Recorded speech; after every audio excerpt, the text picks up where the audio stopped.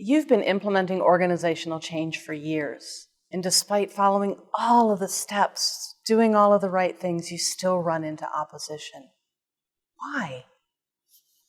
Well, we're going to take a look at both proactive and reactive strategies that you as a leader can use to address opposition to the change initiatives.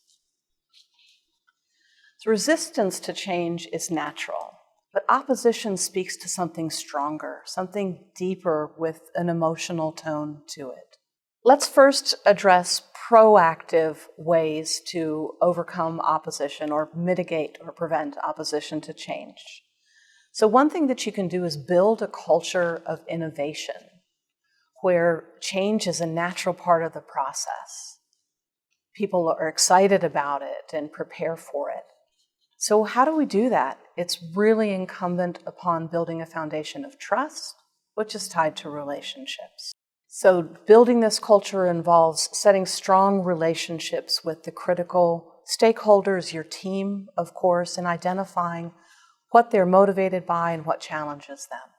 The second one is to set the narrative when you're introducing change. Think about how you present things, knowing what you know about the people that are going to be involved. How can you frame the narrative in a way that people are going to see it as a positive and want to come on board with the change? And lastly, prepare for opposition. Even when we've prepared, we never know where it may come from or what the reasons are behind it.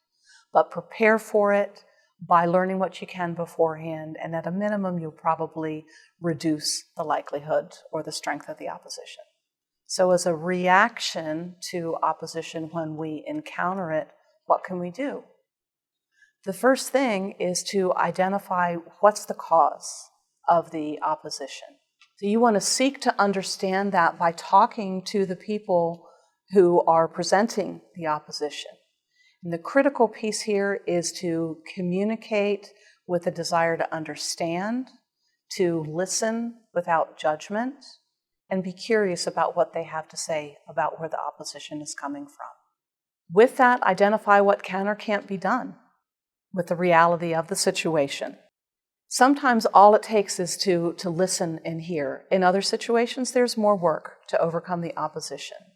And then seek to find out what you can do and what support you can get for the individual or individuals that are experiencing and presenting this opposition. The critical piece is the relationships. How well do you know your stakeholders? How well do you know your team? So the ask is that you take this back and assess your relationships.